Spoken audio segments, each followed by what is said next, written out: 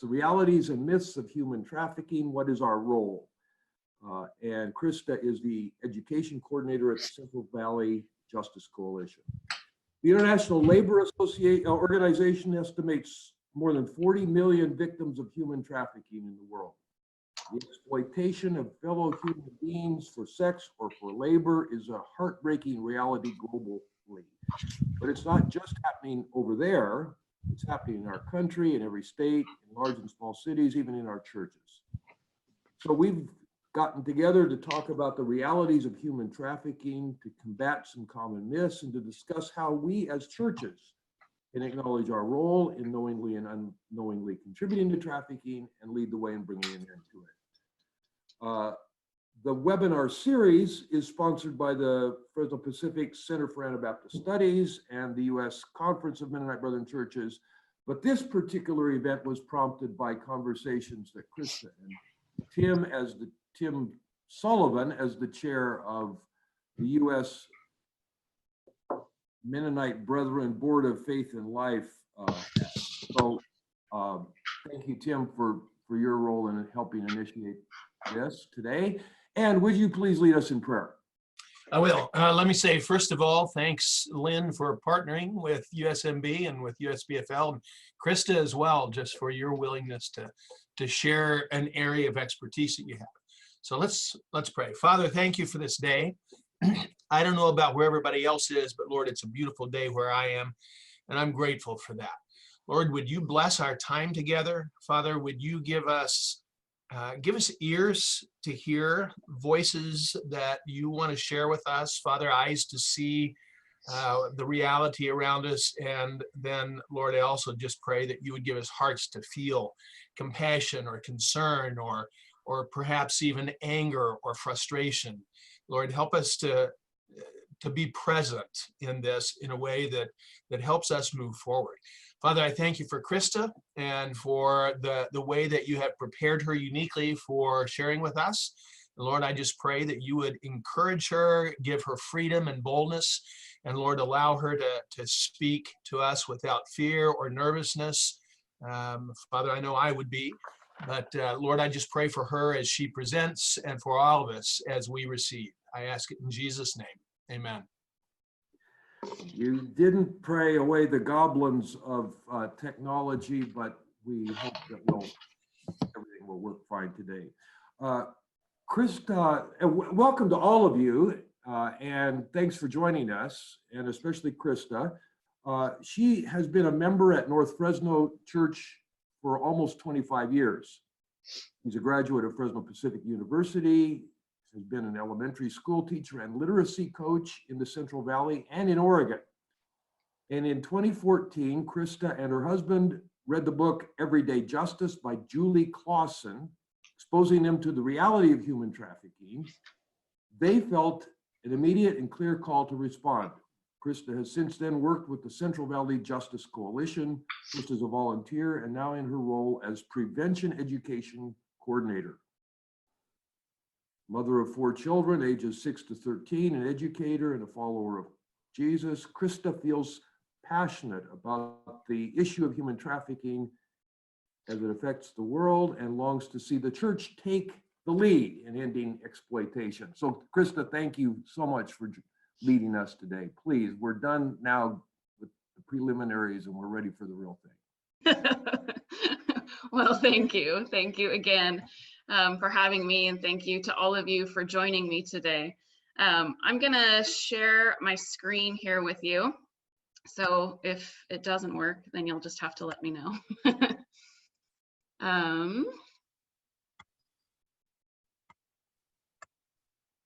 There we go. Everybody's seeing that okay?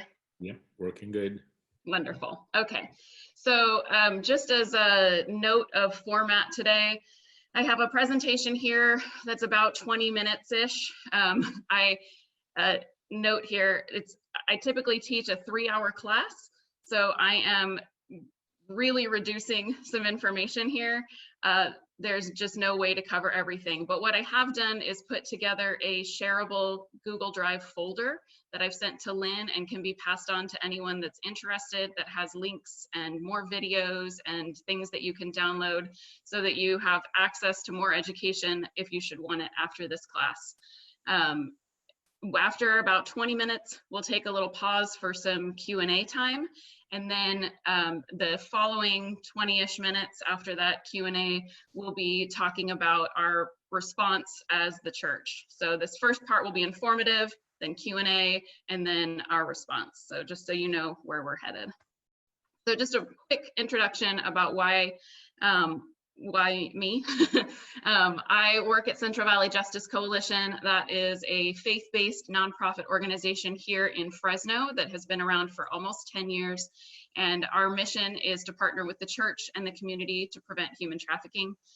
We're guided by Micah 6:8, and we work in these 3 areas: education, partnership, and outreach. So Fresno is really fortunate in that we are considered a highly resourced area. We have about 18 different organizations here in the Valley, and we're continually adding them. And so we have lots of access to resources here, which lots of communities just don't have. But we're fortunate that we get to partner with so many doing good work. And that allows us to really focus in each organization on what our strong points are. And for us, we feel like education and prevention is really our focus. So over the last 10 years, we've kind of honed in on that. We've dabbled in different areas and have come to realize that the gap that we are able to fill best is in educating the community, in reaching out to parents and kids, and trying to end trafficking before it begins. And a big part of that is partnering with the church. So we'll talk some more about how to do that today. Getting into the realities, there are an estimated 40.3 million victims of human trafficking today around the world. 81% of those are in forced labor. So 19% of those would be sex trafficking victims. We tend to talk more about sex trafficking in our culture, but the reality is around the globe, forced labor is a larger issue. And of those 40 million victims, a quarter of them are children under the age of 18, and their life expectancy is pretty short. They're often placed in really dangerous situations.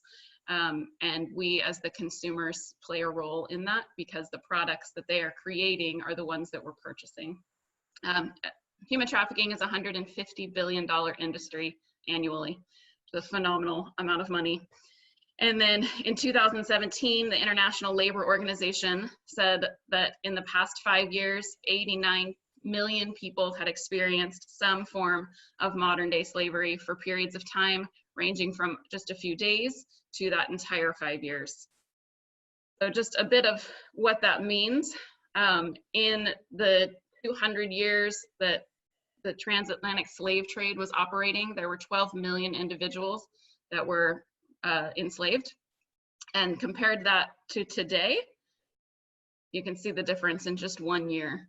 So just the idea that slavery has gone away, it tends to be the idea that's history, that's something we study. But the truth is, as you hear stories and you look more into it, it's very much the same story of how people are exploited and what kinds of vulnerabilities exist. So I just want to give you a bit of scope of why this matters and what we're talking about. And then to help define human trafficking. So this is the legal definition.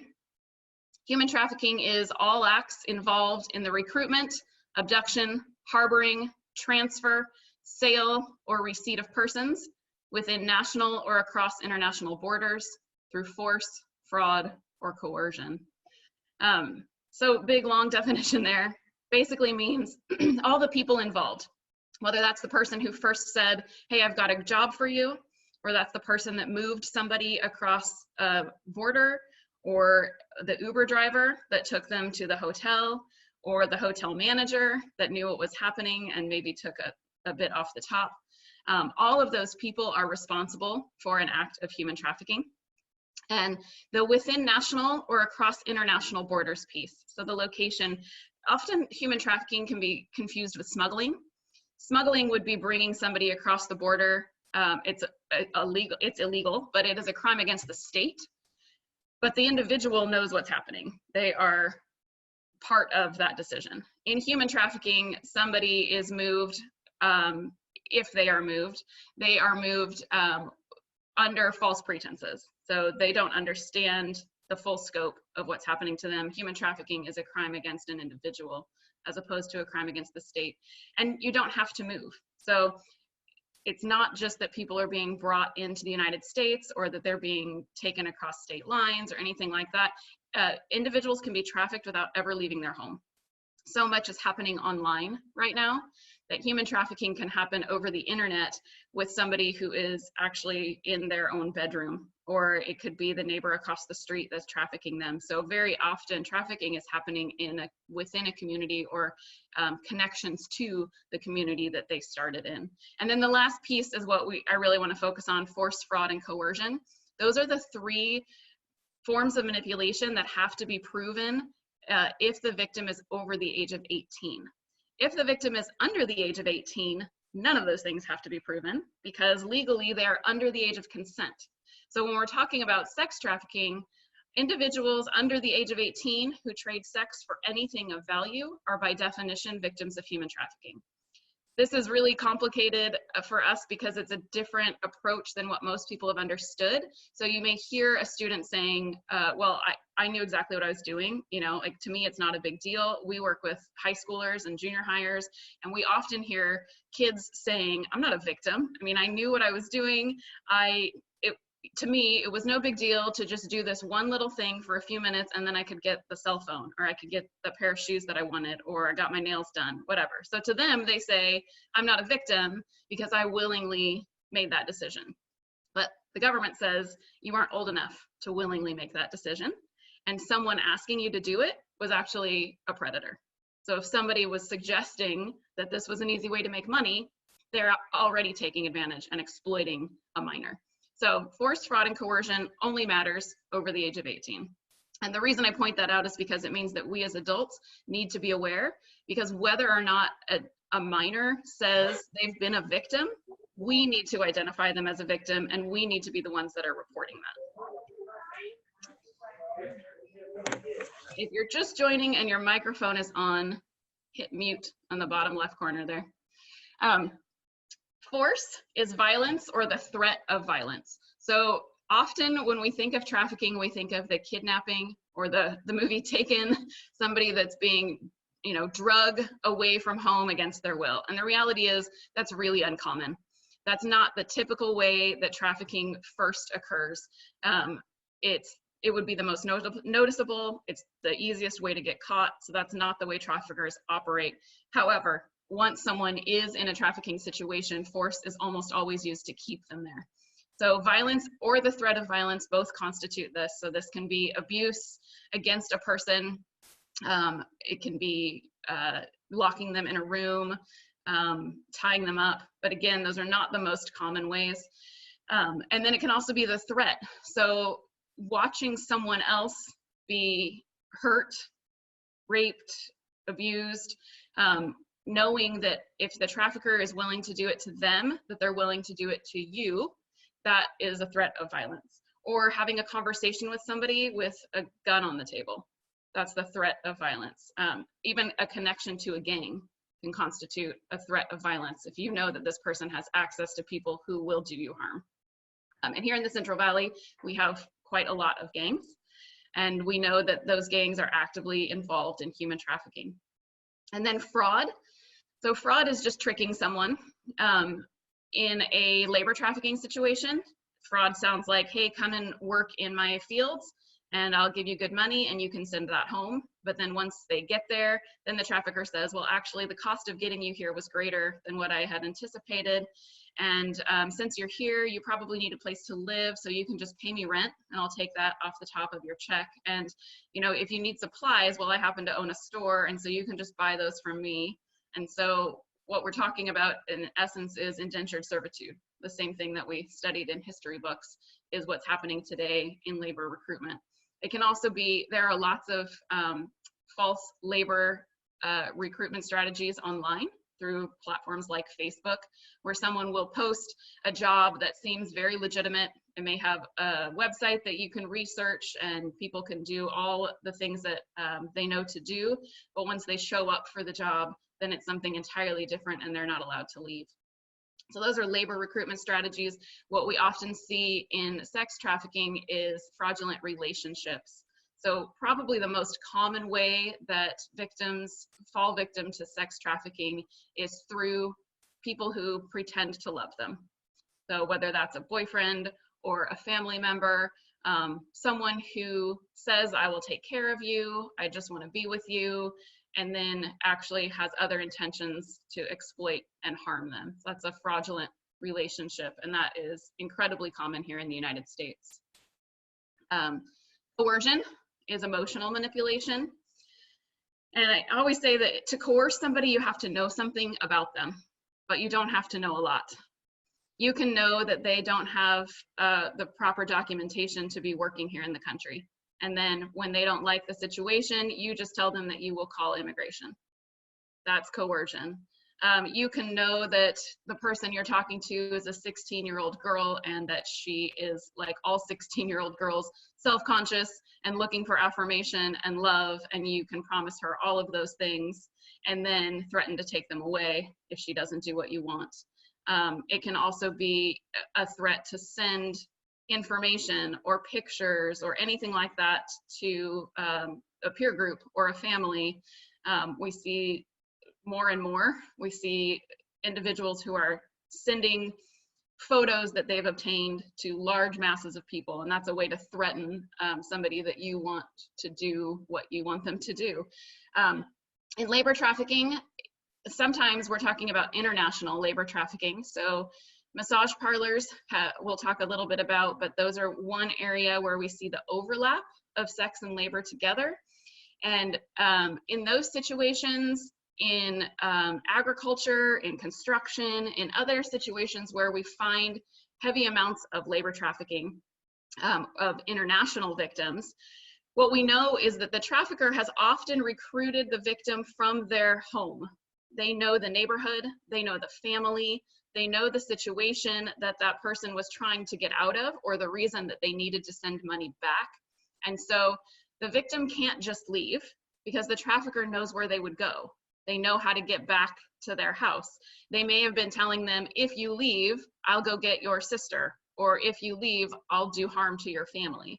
So the victim in that situation is really unable to leave, even though they're not locked in a room.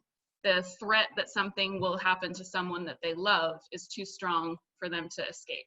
So force, fraud, and coercion, those are the three main words. Again, one of those three has to be proven if someone is over the age of 18.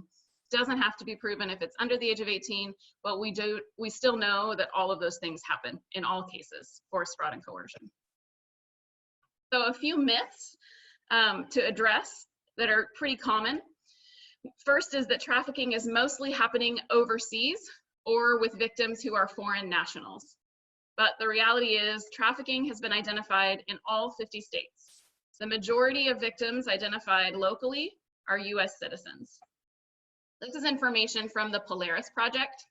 The Polaris Project you can find at polarisproject.org. They also run the National Human Trafficking Hotline, which we will talk about. And the hotline is the largest, most well-connected way to report trafficking cases. And they get the bulk of the phone calls from around the United States. So this is their information from 2018 because they have not yet compiled their 2019 data. But in 2018, they received almost 11,000 reports of human trafficking. And in those 11,000 reports, they made 41,000 contacts. So this is not a small number. And this is happening in all 50 states. There is no state that hasn't had a case of trafficking. These are the forms that we're seeing. So sex trafficking is being highly identified. It doesn't mean necessarily that it's what's happening most, but it does mean it's what's being identified most. So what we know is that sex trafficking is often more easy to identify, either because a family member is aware that someone is being victimized, or because we can see something or law enforcement can identify something online. We've developed better ways for identifying sex trafficking, but labor trafficking, it's very difficult to know whether the person doing your nails in the salon is being paid and treated fairly or not. If you go to a restaurant, how do you identify whether the waiter is there by choice or is being forced to be there? So labor trafficking can just be far more difficult to identify. And labor trafficking affects our everyday lives in different ways. If I'm honest, I think that one reason labor trafficking is hidden is that if we really wanted to look for it, we would have to change the way we live.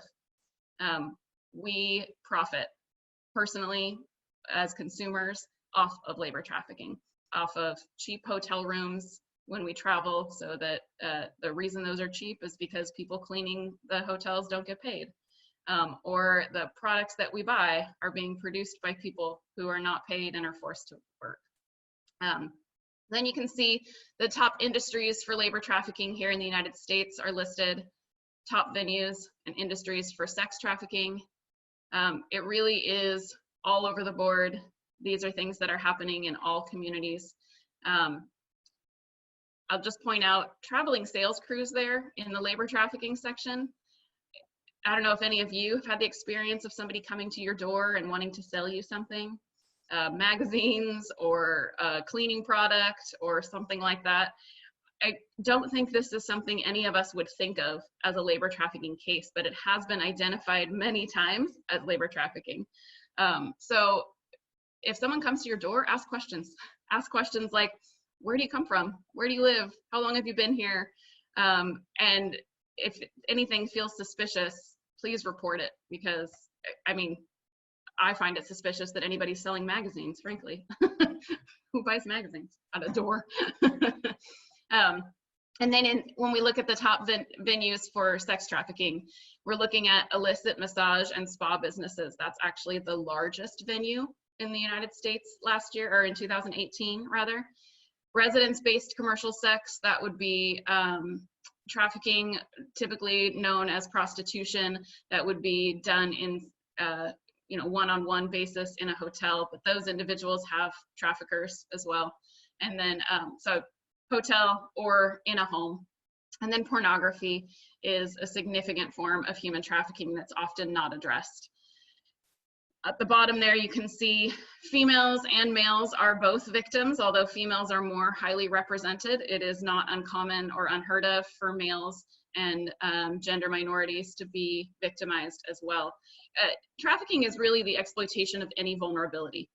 So traffickers are skilled at looking for the things that make us weak.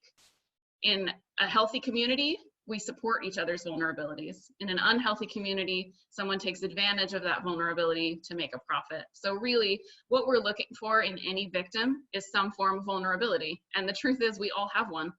So it's just a matter of what kind of a support system you may have around you. Adults and children can be victims, and from the US and from across the world. I mentioned the illicit massage businesses. They're so popular that they have a name and an acronym, the IMB. But these are massage, if you're in Fresno, there's like 200 massage parlors in Fresno now. And I know that this is happening, you can see the map, all over the United States. People are opening these massage parlors. They're really often trafficking rings. And for those of us driving by, it can be really hard to know. It can be more difficult to identify, but they're also typically tied to organized crime, and often organized crime that operates out of China and somewhere in Asia. So in 2018, there were 9,000 illicit massage businesses currently open, makes $2.5 billion a year. And I know that last year in Fresno alone, 32 massage parlors were shut down for sex trafficking, sex and labor trafficking. So if you don't take anything else away from this, don't go to a massage parlor that has the neon lights and blinking signs. Just find a massage therapist that you can trust. There are massage parlors that are fine, but you and I typically can't tell. So let's just remove the issue and make contacts with people that we know we can trust and have relationship with. Find a chiropractor's office or a spa or an independent therapist that you can visit. Yeah, that's my spiel. All right, and then just a quick note here about ages. According to the Polaris Project here, the average age at the time the exploitation started was 18. Fresno PD suggests that the average age of first exploitation is between 13 and 15 years old.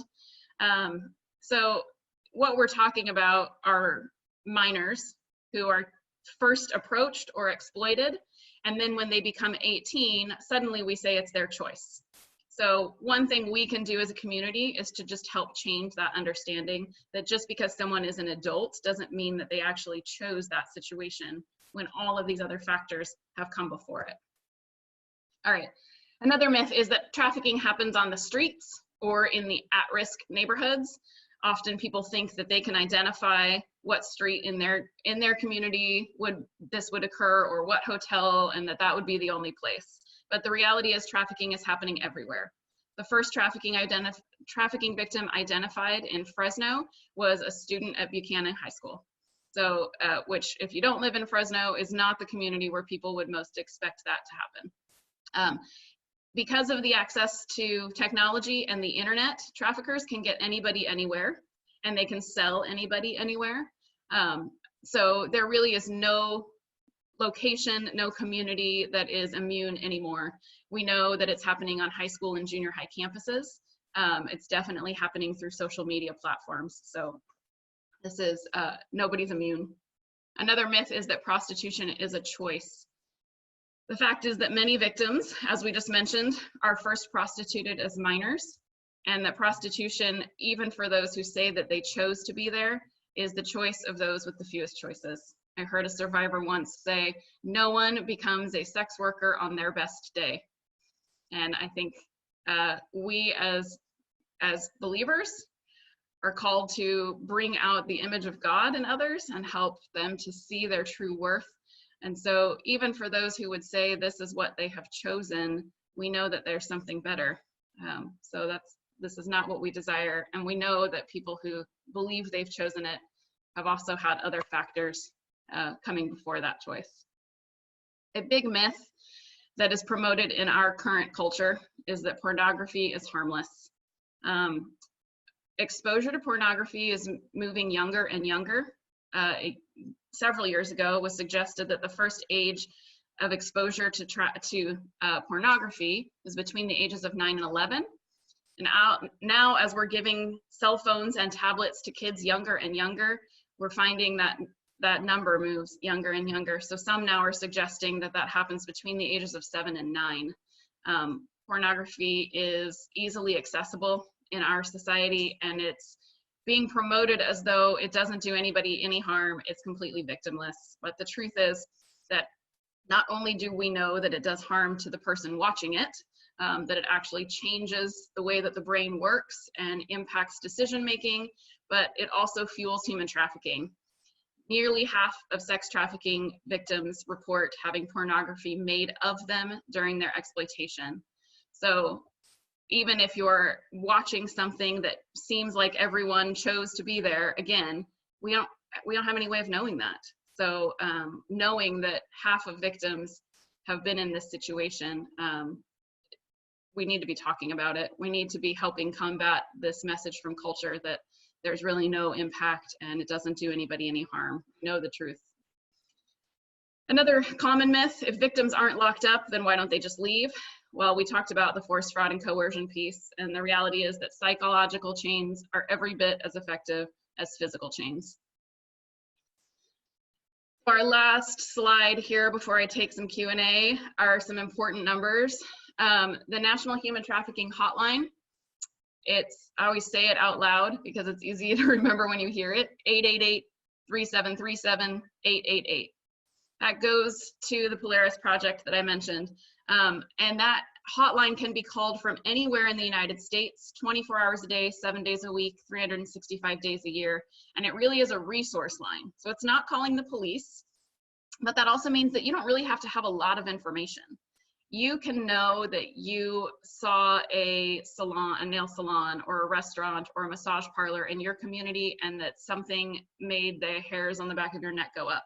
And you can call this number and they tell them what you saw or what you're concerned about. They will ask you questions that will help identify whether this is in fact a trafficking situation or might be. And then they will refer that on to whatever local authorities they partner with. You can actually go to their website and see who they partner with in your community. If you are someone who is just engaging in this conversation and you're not sure if there are any organizations in your community, you can call the hotline, 888-373-7888, or you can text them and you can just ask. You can say, here's where I live in Wichita, and I am just curious, what agencies are you partnering with? And they'll tell you. So it's not an emergency kind of hotline, it's a resource hotline. And then in communities that have law enforcement, all communities have law enforcement, law enforcement partnering with other agencies. So like in Fresno, we have a vice unit. The phone calls to the trafficking hotline, they go right to the vice unit. And then the vice unit also partners with another nonprofit who has victim advocates. So the nice thing about going this route versus calling 911 is that often you'll get somebody who is more trauma informed, who is more aware of what a victim might need, and can bring along an advocate rather than just someone being arrested. The truth is, not all law enforcement has been trained in trafficking. They're working towards it. I know it's happening faster in big communities and slower in small communities, in part because small communities don't think that they have an issue, right? So, so we always encourage you, anything that seems suspicious, please call the National Human Trafficking Hotline and report it. And then if you are local, you can call the Justice Coalition as well. We are not a 24-hour response line, but we can get you connected or get victims connected to resources that are here, here locally. So, all right, I will pause here and allow you to ask any questions. Fantastic, Christa. Thank you so much already. Can you see the chat questions? Wonderful. There we go. Yes. So Lori's helped me get the link up that I think Perfect. you sent me, Christa. But Tim Sullivan asks about violence. You may have already addressed that. The same with Tim Geddert's question about what's legitimate and what's not with massages. And Jana's asking about what's an online ad exploitation. So that's what we've got so far, and others of you certainly feel free either to just break in with a question or type your Perfect in the chat. So let me start with what's there. So when we talk about force, force is physical, but it can be the threat of the physical force as well. So either of those constitute force. And then what kinds of massage and spa businesses are considered not illicit and would be acceptable? Good question, and this is really can be complicated. Insurance will not send you to an illicit massage business. So if you are going to a place that your insurance recommended, you should feel confident that that place is fine. Some things that you can look for if you're going to a massage parlor, if there's an ATM in the lobby, they're wanting cash for other things. So that would not be a place to stay. In Fresno, we have ordinances. So if you are someone who is in a community that doesn't have these, you can look them up and start recommending them to your city councils. But we have things like a legal massage parlor, you have to be able to see the front desk from the door. There should be no hidden places. There's no sleeping places allowed in a massage business. There's no, sometimes really blatant ones will have listings on their services that will be something like 4 hands massage, which means there would be 2 people present. These are just code for things that are not what you're looking for. If there are security cameras in a massage parlor, often that is not to keep the customer safe. That's to keep an eye on the victims and make sure they're doing what they're supposed to do. So like I said, my advice is to don't visit the ones that you can just walk into at 9:30 at night. Go to a reputable spa, go to a chiropractic office, get a referral from your healthcare provider. Look online at the massage licensing board find a massage therapist there. In every community is different. So Fresno's new ordinance says now that every massage therapist in a massage place has to be licensed, but it wasn't that way until just January. It was that if only one person was licensed, then everybody was covered. So those are just some red flags to look for. An example of an online ad issue would be somebody suggesting, well, sometimes they're, again, really blatant. It'll be a picture of a woman with like wads of cash, you know, really trying to entice people. But sometimes it's a really legitimate looking thing, a healthcare, you know, saying we provide in-home healthcare services and you can come and work for the summer. Sometimes it's promises of vast amounts of cash in a really quick time. The door-to-door solicitation that I mentioned, those are often recent high school grads, and they're told, come and work for the summer, you'll make $2,000 and that'll get you through your first semester of college.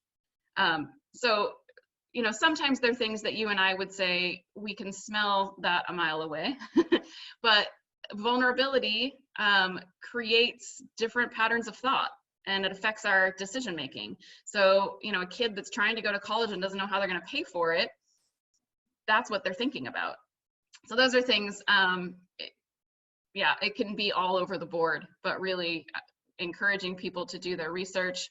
And if you're going to have to go out somewhere for some kind of an interview, what kinds of safety measures can you have in place so that you're making wise decisions? That's just something that we all need to be doing with online conversations anyway.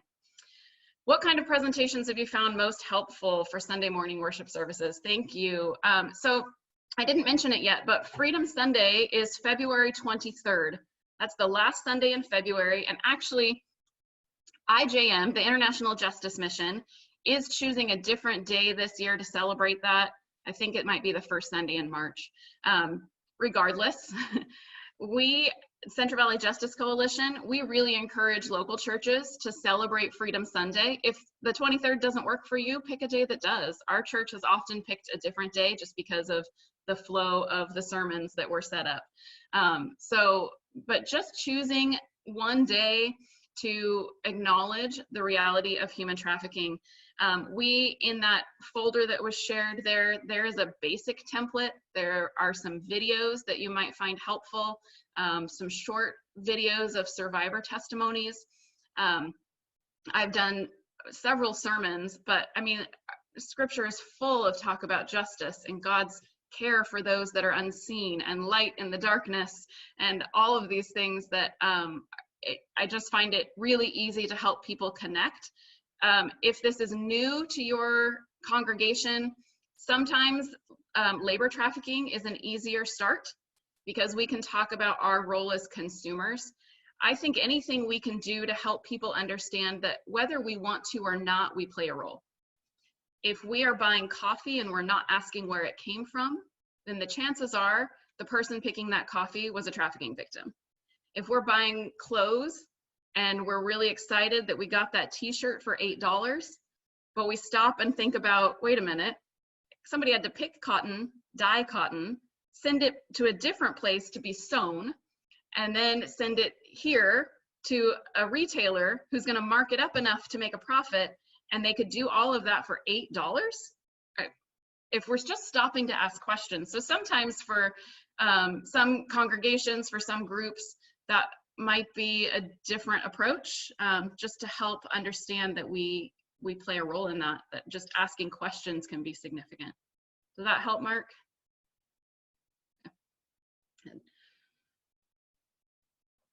Anybody else?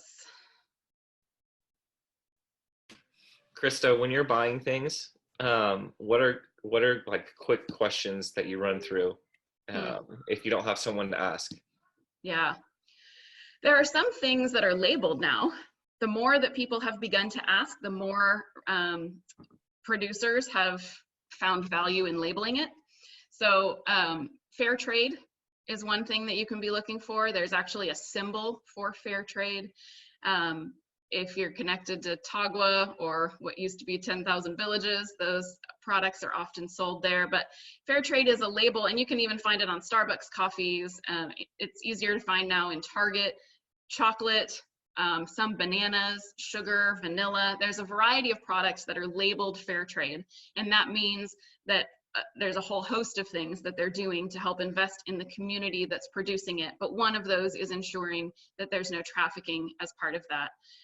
Direct trade is another option. So we have a company here in Fresno called Lana Coffee that they are not fair trade, because fair trade, actually, you have to pay a fair amount of money to have that label on your product. They're a smaller coffee company, so paying that money would raise their prices so much that it would make their coffee not competitive. But they are a direct trade coffee company in that they have direct connections and relationships with the farmers in Thailand, and they are investing in that community regularly. So smaller often is better. In the same way that shopping at a farmer's market gives you a little bit more knowledge about where your products come from than going to Walmart and buying tomatoes, right? So, but the more we ask questions, even of people that aren't going to know the answers, the more people start to find the answers. So I have encouraged high schoolers before. Actually, last summer, I did a long session with a bunch of high schoolers who were part of a choir, and then they all traveled to another city, and they went into Old Navy to go shopping, and there's like 3 different teenagers going up to the cashier saying, "Can you tell me where these clothes were from? Can you tell me who made these clothes?" Which I'm sure annoyed the cashier a little bit. But when you get a whole bunch of people coming in and asking that question, then people start to say, "Oh, actually, I don't really know about that." So it's also easier now to Google. Oh, good link. Thanks, Lynn. It's so easy to Google labor practices of companies. You can stand in Target and, look at the label on your product and just really quickly Google labor practices and find out a lot of information. There are apps that you can put on your phone that can help with things like that as well. But also just buying less can be a really big impact, or buying from a thrift store, something that's not requiring new production. Christa, I put a link on there for the Not For Sale campaign. I was at USF with Dave Batstone, which is really where I had heard about this, and I just found this to be super, super helpful. And I think at one point they had a list of companies that after, or per their investigations, they could tell you on a sliding scale how much they really tried to invest in not having their product be from trafficking. But one of the questions, and I think one of the myths, which at this point it's a myth for me, is it possible to purchase that fair trade logo and put it on your materials and sort of buy out the system to where you're going to get a higher purchase if you can get that logo on your product? And so if you pay enough, you're going to be able to buy out that logo and get it on your product for greater sales without truly being slave free. It is, there is definitely an incentive to have that logo. There are consumers who are looking for that for sure. So there's a reason people would want it, but it is a really well policed logo. They really do pay quite a lot of attention to who's putting that where, and they have third-party, what's the word I'm trying to say? Third-party groups that are going in and doing the investigations and making sure that everything is compliant. So I feel confident in the label. I haven't yet heard of any instances of someone who has that label and is not living up to the expectation. Thank you. Yeah. There's an app called Good On You as well, if you want to put something on your phone that puts things in lots of different categories. And you can look up and find ratings for all of these things. So that might be interesting for some of you. Interesting.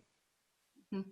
And the Christian Century article link, which you probably can't get to unless you're a subscriber, and I'm happy to send you the full article if you'd like, but it talks a little bit about how complicated the thing is, that some of those logos mean different things, especially with coffee.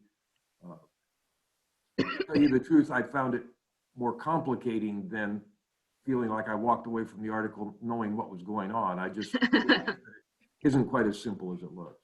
Yeah.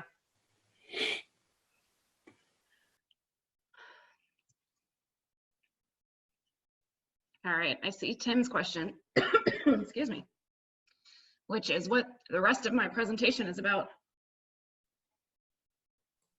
Well, let's So take that the prompt to move back to your presentation. How It about- looks like it. All right. So the first thing I already mentioned is that you can encourage your church to celebrate Freedom Sunday. Some churches will do an entire service dedicated to the issue of exploitation, of trafficking. And as I mentioned, that drive has a variety of resources. If you are in the Central Valley, North Fresno Church is part of a group that is hosting a Freedom Sunday event at our church on February 23rd in the evening, 6 o'clock, and that's open to anyone. I think there's a flyer in that folder as well. But so if you're local, you're welcome to send or bring your church to come to that. Some churches will simply do a prayer, or they'll have show one of a quick video, and then have resources available in the back. Really whatever works in your setting, whatever you feel like your church is ready for. Our church has been doing this for a little while now, and so we have actually done lessons in all age groups. So high school and junior high have talked about trafficking, and then down to elementary, they talk about it differently. They talk about how we treat people the way that we want to be treated, right? So that the simple messaging starts to build throughout the community. You can also work to educate your church. I mentioned that this, wonderful, thanks, Lynn. I mentioned that this presentation today is just a brief section of a 3-hour class that we do. There is a class on January 30th at Fresno Pacific University. So one thing you can do is choose a couple of people from your church that you think would be interested and have them join us on January 30th and start to educate your community. That class, it's called Human Trafficking 101. That class is going to be available online through the Center for Online Learning at FPU in the coming months. So wherever you are, you'll be able to access that, and you can we encourage to have one person on staff. Maybe it's a pastor, but maybe it's your office administrator, because they're the ones that'll be fielding phone calls and walk-ins. One person from staff, and at least one person from your congregation that can serve as a liaison, because the truth is, our experience is that once we start to look for trafficking, then we realize it was there all along. So having someone ready to respond, so that when the phone call comes at 11:30 at night, it's not always a pastor that has to respond. It's somebody in your community that's also passionate about the issue. So getting trained, I think a really important role for us as churches is to take a Jesus-centered response to all parties. It is, well, 10 years ago, human trafficking wasn't even talked about. We didn't have the language for it. Nobody knew what to look for. And so we referred to trafficking victims as prostitutes or worse. And then law enforcement took the approach of arresting and prosecuting people that we would now call victims. So as education increased, then there was a shift in mindset.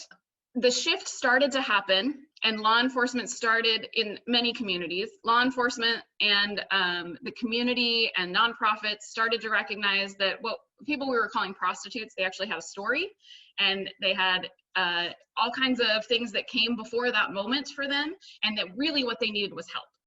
So we've made that shift in the last 10 years. But I think as people, we really want to blame somebody else for everything.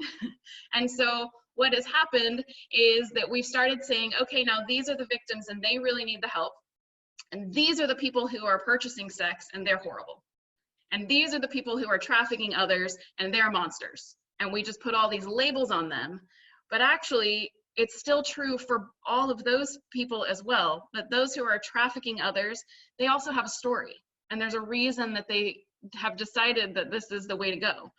Maybe they grew up in a gang culture where the person that they most looked up to was a pimp, a trafficker. and that's what they thought they were supposed to aspire to. Maybe they also grew up in a marginalized community and they didn't have access to resources, and this was all that they knew. Or maybe they were abused and they don't have access to counseling services and they haven't yet acknowledged what's going on in their life. And so sexual addiction has come about to deal with something that they don't have resources for dealing with. So I just really think that as a church, we need to be looking through the lens of Jesus at everyone on the spectrum and being really careful not to demonize anybody. We want restoration and reconciliation for all people, wherever they are. Vulnerability creates different patterns of thought and decision making, Audrey asked. How can churches address vulnerability? So I think it's important for us to know our communities. In Fresno, we have the second highest rate of concentrated poverty in the United States and the highest rate of child poverty. This is significant because people who are growing up in generational poverty, they simply don't have access to things that you and I might think are really simple. They haven't had experiences like we have had. So something like a phone number on a telephone pole offering a job, you and I look at that and say, who would take that? That's obviously unsafe, right? So somebody who's going to run out of money on Friday, they know what's going to happen to them and their families, right? And that risk is really great. And they may or may not have anywhere else to turn, especially if they're in a community full of people in the same situation. Where do you take your family of 4 if everybody else is living paycheck to paycheck, right? So taking that number off the pole, it does have some risks, but that's an unknown risk, and it's actually less risky than what they know will happen on Friday when the money's gone, right? So knowing the vulnerabilities in your community are important. Some of you are in smaller communities that may have better resources, that may be better connected, and it's easy then to think, well, we don't really have a lot of vulnerabilities here. And I will tell you one big vulnerability in the church. I can tell you this from my own experience. I grew up in a very healthy family with supportive parents in a wonderful church community where every adult I knew growing up was trustworthy, which meant that if an adult who came along asked me to do something, I did it because I had no reason to expect that anybody in authority would have anything but my best interest at heart. That is a wonderful situation for a kid to grow up in, but it's also a vulnerability, right? Because the truth is some people don't have my best interest at heart. So we can just help our community understand that we all have vulnerabilities. Maybe it's our lack of access to resources outside of our community. Maybe it's that we're all siloed and we think that everything that happens in our community is what happens in everyone's community. So how can we get out of that a little bit? How can we listen to other voices and, you know, expose ourselves to a wider education? So those are some thoughts, Audrey, about vulnerability. One thing I would encourage churches to do is to look at protocols for reporting. Sometimes there's overlap between exploitation, so something that may look like sexual violence or sexual abuse or domestic violence. All of those situations can also be trafficking, regardless of whether they are or not. There's situations that we want to be proactive in, and we know it's been really evident in the last 2 years that often victims don't feel comfortable telling churches that they have suffered. So how do we as churches take a proactive role to create a protocol to make sure that the people in our churches know that there's someone they can talk to? Do you have a reporting procedure? If someone comes to you on your pastoral staff and tells you that they are being abused, is it clear among your staff that it's supposed to be reported? And if so, who is it supposed to report to? And if it's a pastor on the staff, how do we work with that? How do we establish safe reporting procedures for everybody? One issue we know is, I mentioned the pornography addiction. According to Covenant Eyes, about 50% of pastors suffer a pornography addiction. So what are we doing in our churches to allow pastors to self-identify? Are we creating resources to counseling where they could go and tell a trusted counselor, hey, I need help, without fear that they're going to lose their jobs, that everything's going to come out in the open, that, you know, everything's going to be taken away from them? Are we providing any kind of access? I know Link Care here in Fresno provides 5 free counseling sessions. What if the USMB matched that and said, hey, if you go get yourself help, we'll give you an additional 5, right? Or if congregations would say, we care so much about our pastors that we've already set up this fund at a local counseling center, and you can go and get 5 sessions and you don't have to tell us what you're doing or why you need it, right? Because we know everyone in pastoral ministry needs some care. So that's one option. I mentioned Covenant Eyes. They have software that can be put in computers that can help report. So maybe that's something that churches can invest in, just to say, we want to support you. We want to make sure that you're not going to fall into a situation. And often addiction is fueled by stress. We're all in stressful situations, right? So how are we setting people up for success within the leadership of our church? And then I think we really, as churches, need to challenge ourselves to be on the front end of talking about things that we traditionally don't like to talk about. We don't like to talk about sex. We don't like to talk about exploitation. We don't want to talk about pornography. We definitely don't want to talk about those things with kids, with teenagers, because, I don't know, we're afraid they'll have it or something.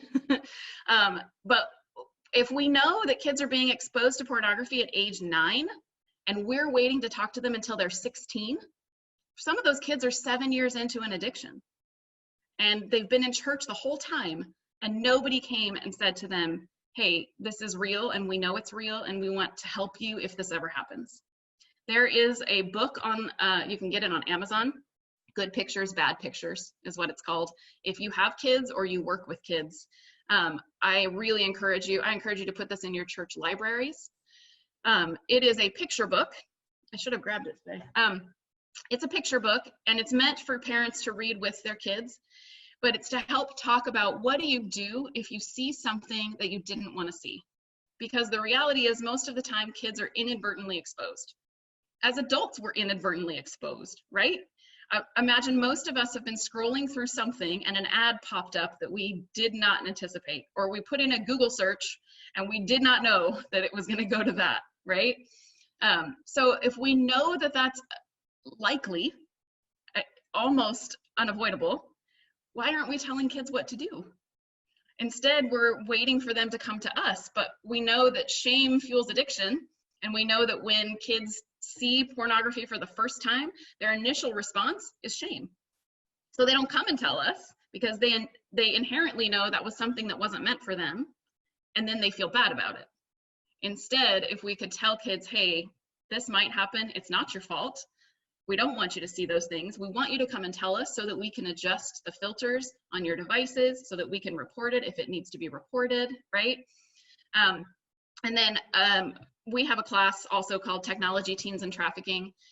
One real big gap that we have noticed is that parents aren't equipped to have some of these conversations, because if you're like me, we didn't grow up with this. So we're playing catch up a little bit.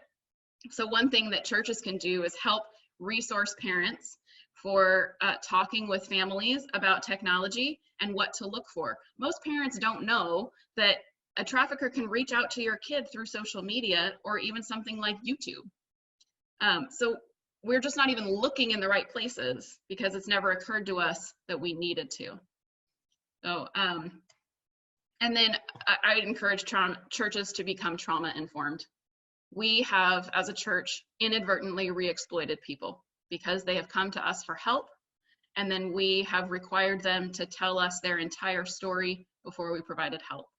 And we know now that someone who has experienced trauma, every time they tell that story, they don't just remember it, they relive it. So how can we as churches become more trauma informed so that when someone comes to us, they get support instead of further pain? How can we look at the language that we're using? We know that trafficking survivors are in our communities. We know that traffickers and buyers of sex are in our churches as well. So how can we be thinking about our language in a way that's invitational?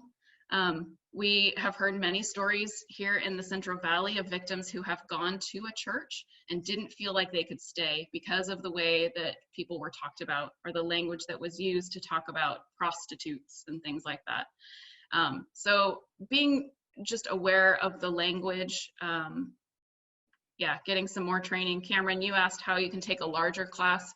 justicecode.org, that's our organization's website. So justiceco.org. I can probably put it right there, huh? justicecode.org. And if you go to /register, it takes you to all of our courses that are coming up.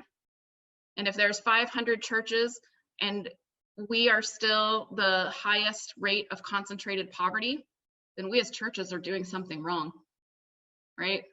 So how can we choose to engage at different levels of vulnerability before it becomes exploitation? At the Justice Coalition, we always say the best trafficking story is the one that you never hear, the one that didn't become a victim, right? So we're on the front ends of trying to keep people from being in that situation in the first place. There are some more resources listed in that folder should you want to see more. When it comes to talking about technology with families, I recommend Common Sense Media. If you're not familiar, commonsensemedia.org. They do a number of things. If you're a parent, bookmark it. I use it all the time because they give ratings for movies, TV shows, apps, video games, and you can just type in the name of the video game that your kid is asking if they can download, and it will give you an age rating, and then it will also give you all kinds of information about the violence that's in it, any sexual innuendo, any language to be aware of, and that's for all different kinds of media. So that's one aspect of just kind of doing our research. But then they also have a whole other section for parents that contains things like a media guideline, how to have a conversation with your kids and establish a contract for their devices. There's resources for educators. If you're in a classroom setting, then you can help equip your kids to avoid digital pitfalls. How can you make sure that you're having these kinds of conversations in families and in schools? So commonsensemedia.org. Tim Sullivan, thank you for your part here. Tim's taking off for another meeting. He knew he had to do that. And I'm just breaking in to say thank you for joining us for this first hour. We kind of typically say, you're welcome to stay as long as you like. And Christa will be here till 10:30. Again, we recognize that many of you have busy lives and you may need to take off. And so we recognize that. But we're still here. So I think we got another comment from Cameron. It wasn't significant. It was just the idea that I found a parent resource on IMDb, but I've never heard of Common Sense Media, and I'm actually thinking it's probably a better resource. Good. Glad you got a new one.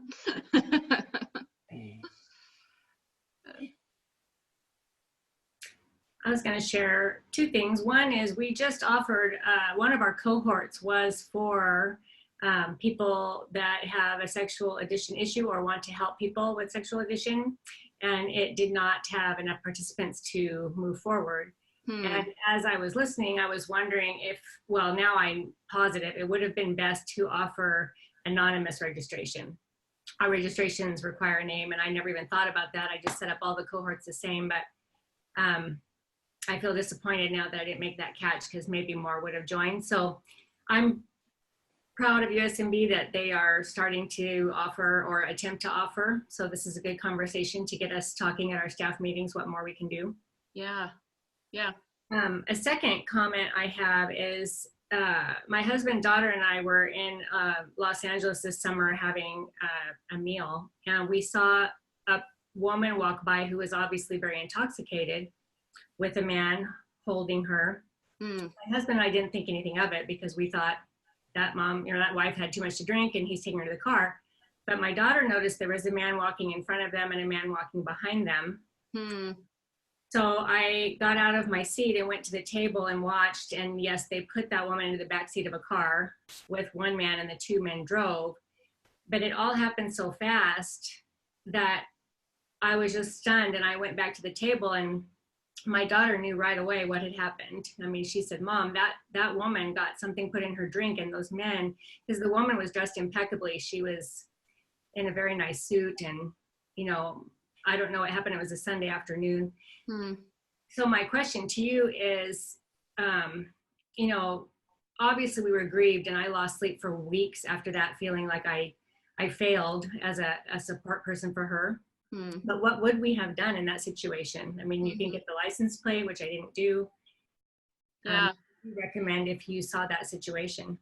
Yeah, you're right. Things often happen so fast, and sometimes it's not until we have left a scene that we realize, wait a minute, there's something about that that's really bothering me. So I would say the first thing is that you could call the National Human Trafficking Hotline even after the fact. Even if it was days later and it was still sitting with you, you can call the Human Trafficking Hotline and tell them what you saw, the location where it was. We often describe that as sort of dropping a pin on a map. So you may call 2 days after it, and they're taking note that it happened at this particular restaurant at this particular time. And then next week, somebody else calls and they report it at that particular restaurant. And that is what starts to alert law enforcement that there's something happening in that situation. So report things, even if it's a little bit late, or even if you don't have all the information, you can still call. But you're right, it happens fast. And I will say, one thing that's really difficult in this work is we just don't really get to control the outcome of things. So I have called the National Human Trafficking Hotline multiple times, and I have no idea what happened to any of those victims. I won't. So people often have asked me, well, then why call if you're not going to even find out? But of course, it's not about me. And I know what will happen if I don't call. So yeah, making that report is important. I found myself in a situation about a year ago. I was just sitting in Denny's studying early in the morning, and I didn't know about the hotline, and I didn't feel as though I was supposed to call 911, and so I just didn't know what to do. But looking back now, knowing more information would be helpful. Just seeing a guy come in with two girls, they both sat down at the table. He looked at her, one of them, and said, "You didn't earn your meal," and he told her to go back out to the car. And then they were in the booth behind me, and I remember looking back a couple times and hearing, and then the other one, he gave her a phone. She was just scrolling and eating her breakfast, and then they left. They all left in separate vehicles, so it didn't look like a forced situation. Granted, they all came with their own cars, and I mean, the girls looked ragged and the whole thing, but I asked the waitress, I'm like, how often do you see this? And she's like, all the time. I'm like, it's like, I didn't know the trafficking hotline, just having the information. And oftentimes you see situations and you're just so confused, and you're like, that doesn't make sense. Right. The picture doesn't make sense. It makes sense when you see a mom and a dad and kids come in and they have their meal and then they leave, or two guys coming to have early morning coffee at 6 a.m. makes sense. But when a guy and two girls come in, it's just confusing. So yeah, that's right. This is why it was helpful. Yeah, that's why this education piece, I think, is so important, because if we don't know what to look for, we don't even have a framework for reporting it, right? Our brains operate that way. We need a box to file something in. And if we don't have the box ready, then we just don't even know what to do with that. And fortunately for most of us, we haven't needed that box before. So it's good for us to start educating ourselves.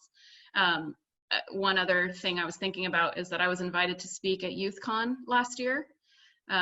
And I did a breakout session there, and there was a young woman, a high school student, who came and disclosed to me there. She was from a very small, like single-digit students youth group, not the place that I suspect any of us would have labeled first, but she had already been a victim of human trafficking. So we already know that this is in our family in multiple levels.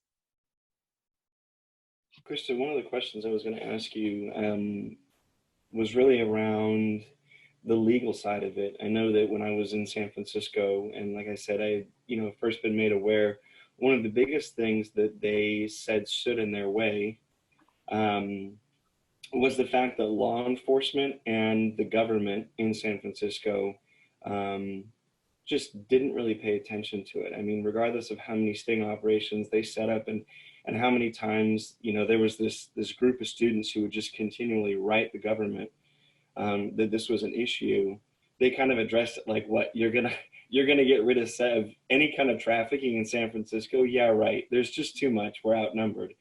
And so they didn't ever really have a bother, which is a problem, right? Because we're the ones that are leaning on them for the power that we've given them or elected to them. So what do we do on the legal end to really push that, that we are going to elect people who stand for this, and it can be eradicated. It just takes some conscious effort. And I see a lot of, third-party independent organizations that are stepping up to do the work, but really, when we put the power of local government and authority in the hands of police officers and everyone above them, and they just sort of register it like, yeah, it's an issue, we know it's there, but we can't really do anything about it. It kind of makes us feel like our efforts are wasted, aside from trying to address it on the other end by lowering the demand. Mm-hmm. What are your thoughts on that?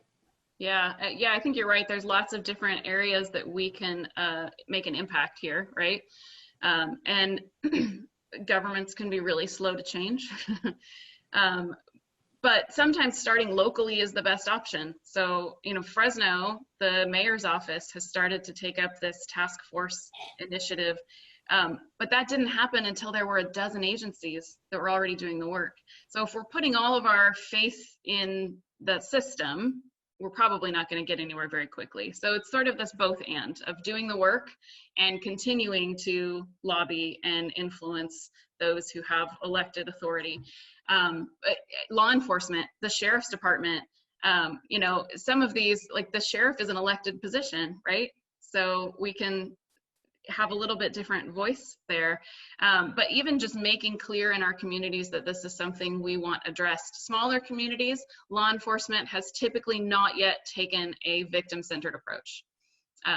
They still are prosecuting victims and treating them as criminals. So the more we can be talking about it and bringing it out in the open, so educating our churches and getting our people involved on the front lines of making change is what begins to impact the community around us. There are a lot of pieces of legislation that are out there. If you're in California, there's an organization called CAST LA, Coalition Against Slavery and Trafficking, I think is what it stands for, but CAST LA. And they do a lot of work on the legal end, on getting laws changed and things like that. So there are probably organizations like that in your community as well that are also already doing some of that work, and we can just kind of partner with them. No need to reinvent something, right? Anything else? Christa, I have kind of a strange question, and I probably should have asked this while Ben was also online, so whoops, sorry, as the other Topeka. But being where we live, the conversation is kind of just starting about human trafficking here, and we invited who's kind of considered the expert in our area to come and speak. And just frankly, Ben and I said, because we've both gone through Human Trafficking 101. I've been involved with, the Justice Coalition for quite a few years. We said, man, all of his stats were wrong. Like, kind of the approach he took, we felt it was very, very focused on sex trafficking. He used language that we both felt was a little inappropriate. And so one of the questions we had is, okay, so we just exposed our congregation to this. Was that a good thing, even though it wasn't necessarily the most polished, maybe even the most true in regards to statistics and things like that? And so I just have I'd just be curious what your opinion is on that, as well as how do we kind of help further the conversation and maybe readdress and refocus some of the teaching that has been done. Yeah. Oh, I'm sorry you had that experience. That's so disappointing. I hope you gave him that feedback and at some level let him know. But I would just encourage you to call that out in your congregation and just say, listen, this issue is really important. That's why we brought it up. And also we have some issues with how it was presented. So let's revisit it. Let's talk about it differently. Let's, share some stories or some of your experience from being involved with the coalition, or, access to different resources, just kind of help regain the conversation a bit. One thing I would say for any of you who are considering doing presentations in your own church, what we have learned over 10 years, I encourage you to not invite a survivor to share their story to your congregation. Stories are powerful, and we think that they are important because this is how people connect with each other. We understand that. So we don't want to remove the story entirely, but we do want to remove the pressure to allow someone who has gone through the worst experience we can imagine to stand up and recount that for our benefit. Especially now when there are so many videos, documentaries, books, articles, podcasts, all kinds of ways to access those real stories without requiring somebody to suffer PTSD, to go through reliving that trauma in front of a group of people that they don't know. So if you're hosting something, I just encourage you, there are videos in that folder. There are more videos on our website, justiceco.org. International Justice Missions has some videos. It's not hard to find if you wanted to share something with your community in a way that doesn't require a survivor to relive trauma. I haven't mentioned an organization called Fight the New Drug, but Fight the New Drug is not faith-based, but it is an organization that exists to help fight the impact of pornography. And they take scientific approaches. They talk a lot about what happens in a person's brain when they're being impacted by pornography. They provide a lot of resources for getting help. For those of us who might be wanting to lead conversations in a way that would invite people to share that they're struggling, Fight the New Drug has a lot of resources to kind of help us with our language, or to help us think through things like anonymity, like you mentioned, Lori, or some of those issues that we don't know if we haven't done this before. So Fight the New Drug is a good resource. MCC also has a downloadable resource that is also in that folder, but it's a downloadable resource that talks about pornography and our response as a church. It's a pretty lengthy, in-depth booklet, but they also have it available in Spanish. So, another conversation we can be having is that victims of human trafficking are predominantly people of color. We're talking probably about 60% of victims are non-white. Again, this is a vulnerability issue, right? So we live in a culture that marginalized people have extra vulnerabilities. So people of color in our community, whether that's Latinx, African American, they are the ones who are often exploited because they have a greater need. So how are we reaching out to our MB brothers and sisters who are Spanish speaking? How are we, I'll tell you, when I talk to Spanish speaking communities, labor trafficking is just a given. They all know somebody that has been trafficked. It's not a surprise there. They really want to protect their kids from sex trafficking. They're aware that that's a really big reality, but labor trafficking so often is just normal. It's just part of how you get here, or it's part of what your family has gone through, that it's almost unquestioned. So how are we reaching out to communities to simply say, this isn't how it has to be. This isn't what we want for you. There are resources available. Traffickers spend a lot of time telling labor trafficking victims that nobody's going to believe you. Nobody wants to help you. Immigration will only deport you. right? All of these scenarios. So how can we be better equipping our Spanish-speaking brothers and sisters with the resources that are available, letting them know that there's such a thing as a trafficking visa. If you entered this country without documentation, but were trafficked in that process, you can get a visa from the government that allows you to stay here and to work if going back home is likely to re-exploit you. So things like that we can just say there are resources, there are organizations that can help. How can we encourage our Spanish-speaking churches to host a Freedom Sunday? Justice Coalition has some Spanish resources on our website, and that available, MCC booklet that I mentioned, available in Spanish. But maybe that's something we need to be focusing on as well. It seems to me that it would be wise for someone who has the time, so I'm not volunteering at this moment, to put together an informational email that would go directly to our churches, that would have all the links and a brief instruction on how to present this in your church. Here's some resources, and so that we could put that out in Spanish and English. And I'm certainly willing to send that to all of our churches, and I can target Spanish-speaking people. So we have the means to send it out, but I don't have the means right now to produce that, but I'm just going to throw that out there. That's a great suggestion. Lori, you've already said that you're going to send the recording to everybody.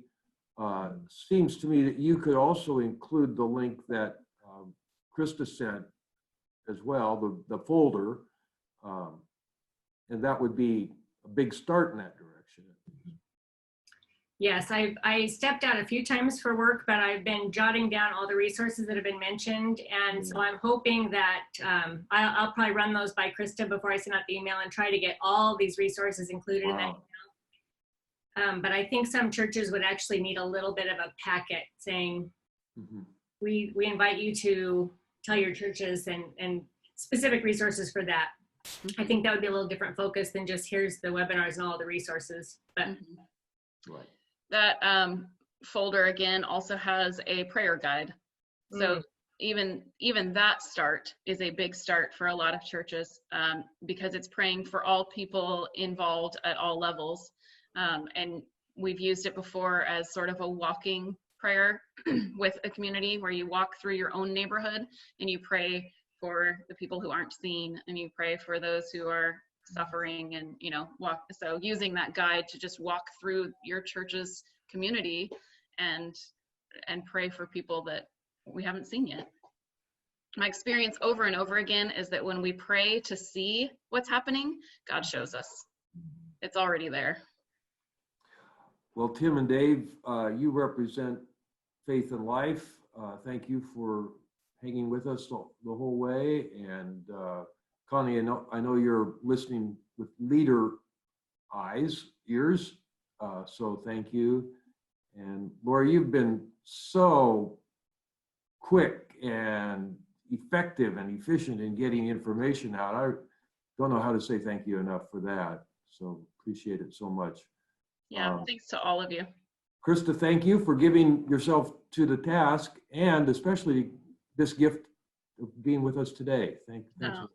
Thank you for having me. It's a pleasure. Thanks for taking the time.